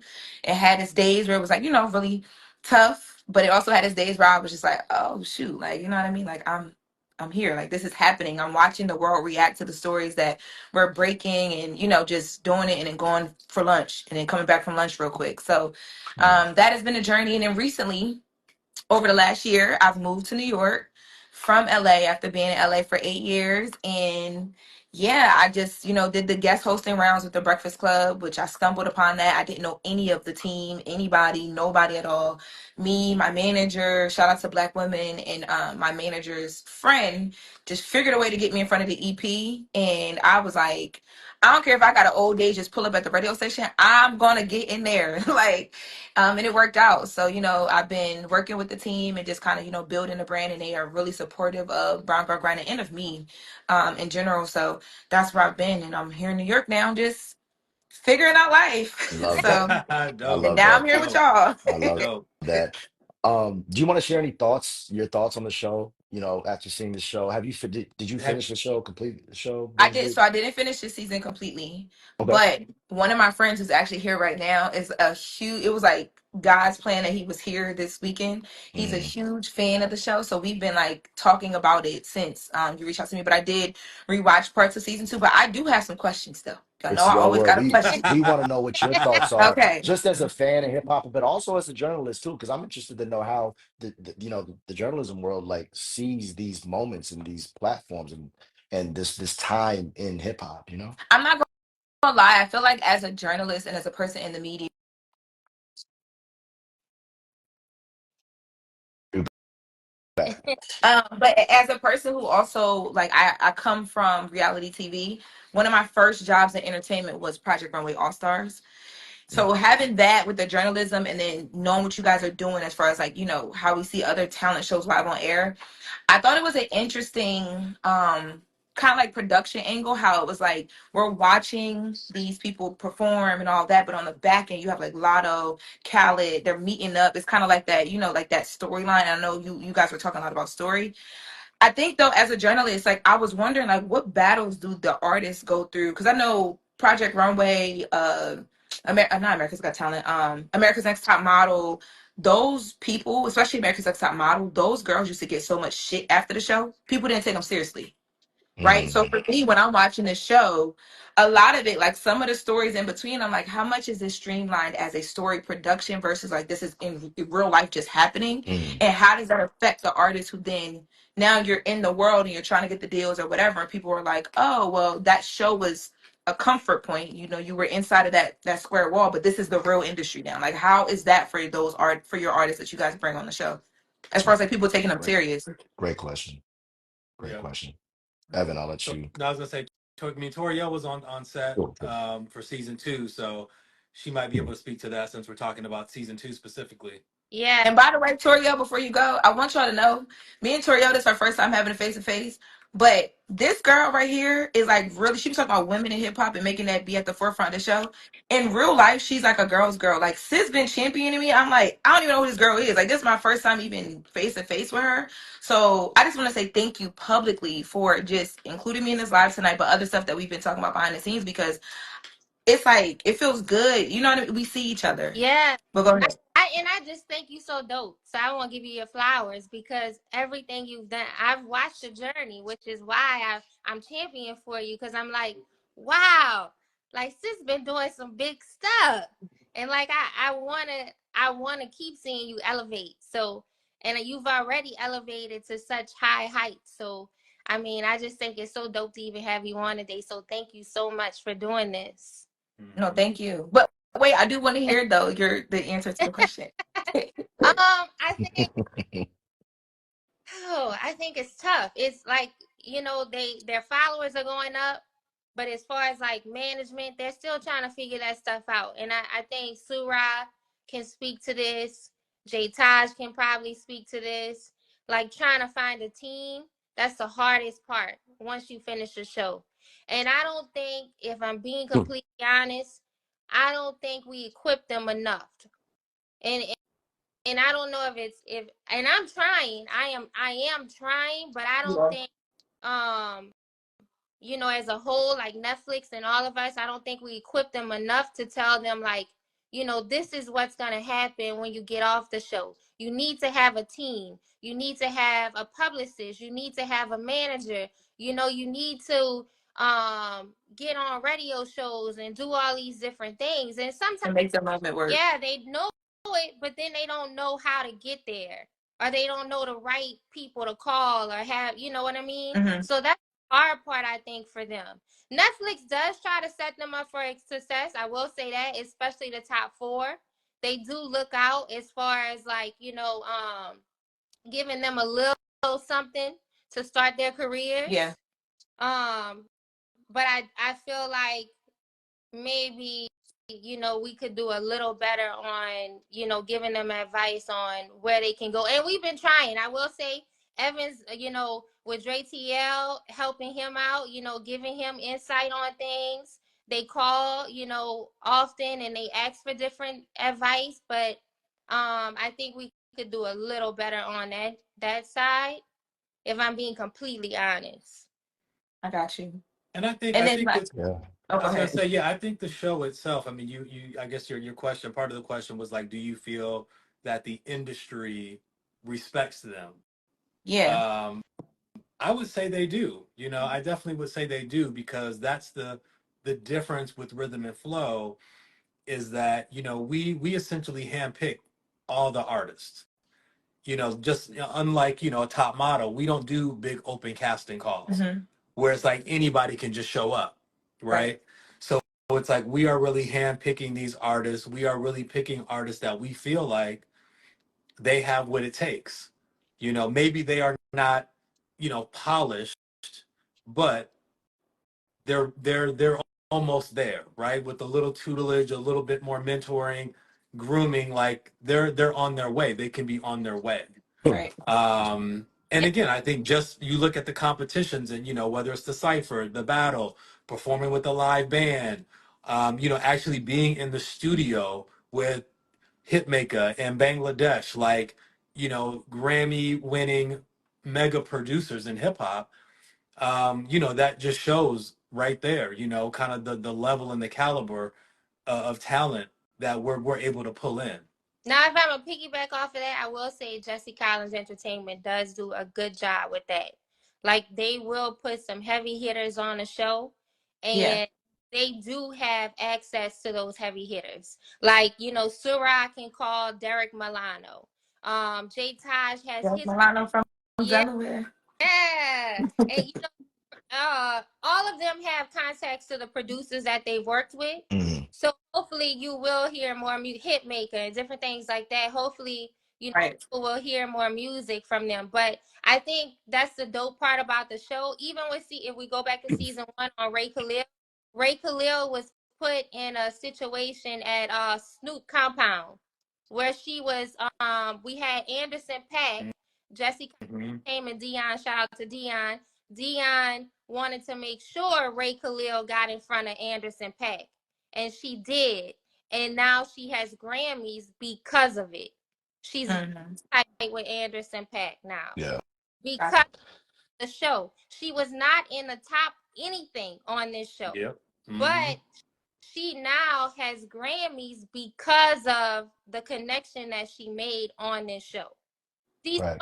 And it's not with the. same way if you think about it too, he has a connection with that's his Uncle Snoop now, and he has Alicia Keys and all of these people now. Big Boy, he can make phone calls like it's nothing now because of the connections he's made.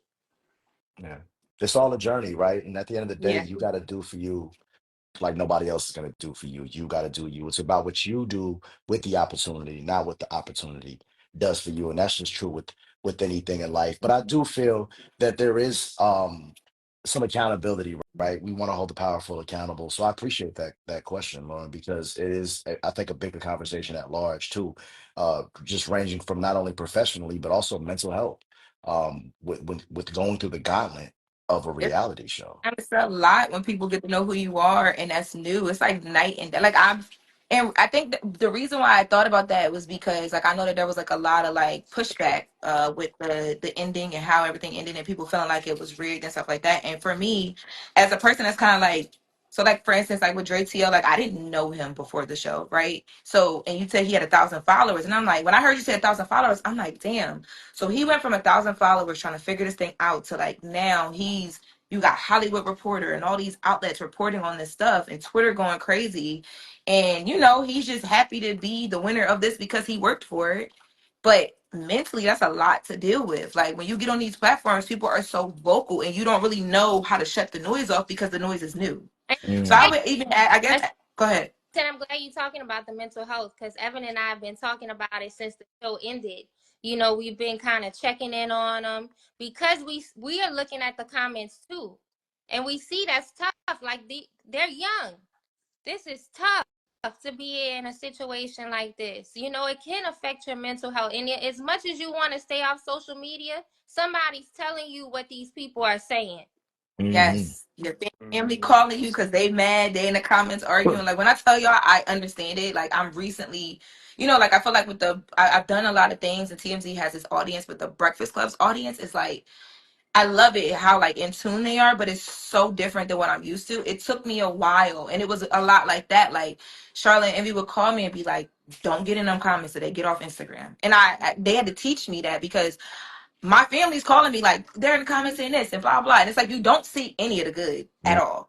You Mm. see, you know what I mean? So yeah, that was one of the things I was gonna ask you, like how he was doing, and kind of just where he is right now, like mentally, what plans he has next, if you guys stay in contact with them after, and if so, for how long, through their journey after the show, like how all that works. Yeah, I mean, Tori and I say, she's like the mom, I'm like the dad.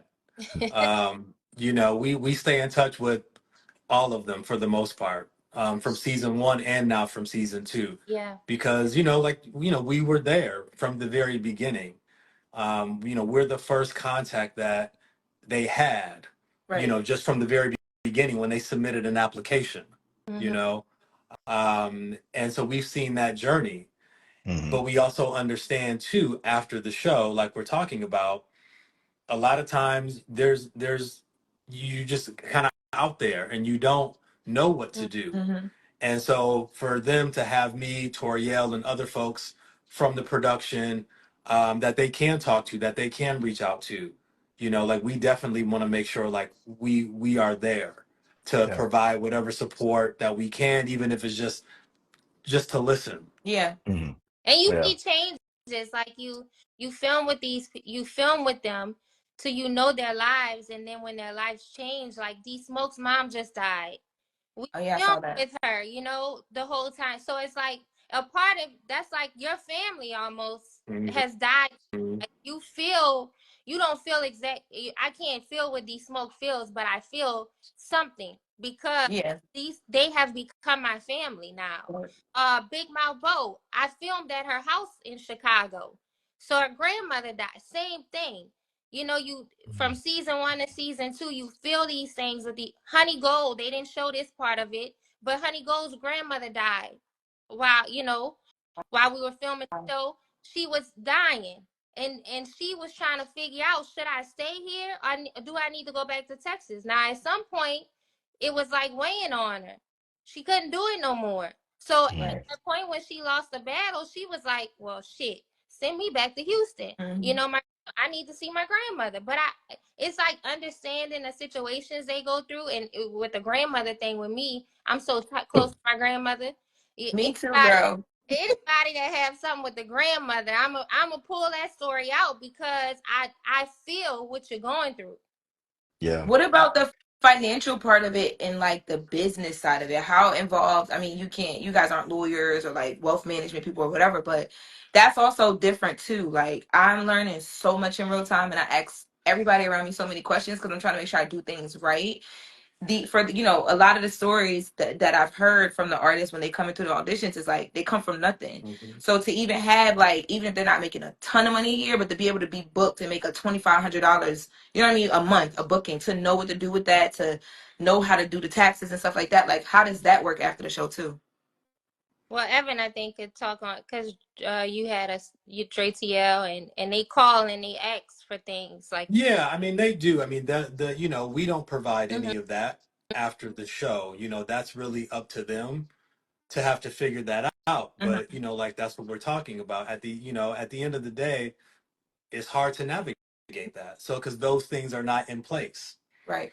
So they're having to put those things in place. So yeah, I talked to Dre. We had our conversation, last week, the other week, and so it's learning, and trying and helping him figure that out, and I want to be there to try to help him and any of the artists, that want to reach out, and I want to be there and do whatever I can because yeah, that's something that the network doesn't do Right. Yeah. after the show ends. Right. So that's really up to them to figure out that piece of their career. Right.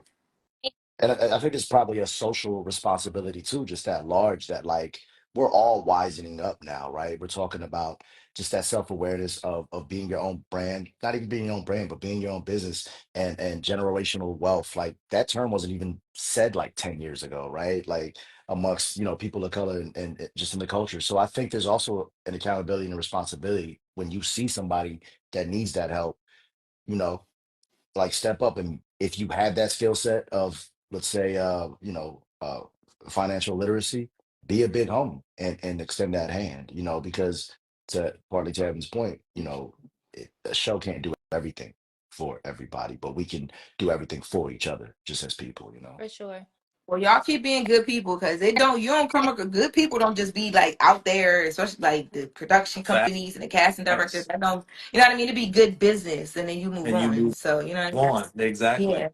Yeah, So that's all my questions, Yeah. though. for sure. No, it's great questions, and I think some of Great this we can question. propose in the next episode as well when we have the behind the curtain, when we look into the production process and what actually goes into production. Yeah, because I had. Sure. Well, never mind. I'll leave it for the next one.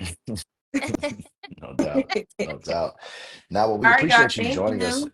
Of course, of Thank you so course. much, Lauren. Any parting words for the people? Because I see all your folks done popped in. Me, parting words from Yeah. me. Yeah. Happy holidays, Merry Christmas. Ain't nothing about to be wrapped with me and my covers. So y'all have a good night. Enjoy your families and watch the show if you guys have not already. The full season's on Netflix. I'm about to actually go finish it now because I'm invested now. Yeah. So go watch the show and also too be good people. Like I like your vibes, but I told you guys earlier, like I'm only here because sis is championing me. This our first time face to face, so that speaks volumes to what probably goes on behind the scenes and how you guys are people to the talent that y'all bring in. So And Lauren, shout out to y'all. I want to see you doing more of these. I do want to see you at that reunion because I feel like you got all the good questions. I do got some questions for y'all. One thing we gonna do is make the news, okay? So let me Let's know. go. I'm All here. right. Let me know where y'all shooting the For reunion sure. at. We gonna continue the conversation with you for sure. Okay. Because I need to know what hair to get. Like if it depending on if it's warm, if it's gonna be cool out where we going, just let me know, All okay? right, we got All So, right. and Lauren, Talk I'm to you gonna later. let me try to actually remove you from the live to test this out in real time. This will be a big help for us. So Okay. I'm gonna hit remove now, see how this goes. Here we go. boom. All Okay. right. It worked. It was Love smooth. it. Thank you, Lauren. Lauren Thank you, LaRose, Lauren. everybody. So much, Lauren. Appreciate it. So, and thank you to everybody that's been watching. There's a lot of folks that have been watching for the last 2 hours. Shout out to Chocolate Kitty. She's been tapped in from the jump. Remember, January 10th, we're gonna do an audition. We want to see who's out there. We're gonna have a lot of game over the 7-part series that we're doing. Who knows where this will grow? Again, it is for y'all. It is for the culture. Please share this video following this live. It'll definitely be on my page, and we'll bust it down and get it to everybody else. To Major Casting, so it'll be on Evan Major's page as well. But you know, we're here for it, y'all. We want to know. We want to hear from y'all. We want to hear what you want to know about casting, the production, about rhythm and flow. Any moments that stood out to y'all during the show, drop them in the comments, and let's see if we can get some of the cast and crew, to speak on it. Um, Anything else we want to cover here on this one, Mr. Majors? Your world. I think I'm good. Yeah, I know this was great. I'm glad we did this. I hope, we get more engagement as we continue doing these lives. Like you said, it's for the culture. We love this. We breathe it. Thank you, Mike. Thank you, Toriel, Of course. for doing this. And yeah, we got more to come. I just want to say one thing because Lauren hit on that mental health. If you on here and you be talking smack under their comments, I just ask that you please don't do that because they are human and they got things going on in their lives, and we just want to be respectful and love on them because this was a monumental thing that happened in their lives. And so we just want to uplift our people, black and brown people, and let's just not tear them down. Let's just uplift them as much as we can. I know you got your feelings. I know you wanted this person and this person to win. I know. But just try to lift them up if you can. Go. I The love it. marathon I love it. continues. Yeah. The marathon continues. So Merry Christmas to everybody. Happy holidays. The next episode is going to be December 30th, next Monday. You'll see that flyer immediately on our pages. If you have any comments or anything that you want to see or hear on that episode, drop it in the comments and get at us. And then from there, it's going to be 2025. Y'all, can y'all believe it? 2025. Yay! Crazy. Crazy. Well, thanks, y'all. Y'all have a wonderful evening. Toriel, Evan, this was amazing. Yes, thank Amazing. you Thank all. you. Be blessed, y'all. Most welcome. Peace.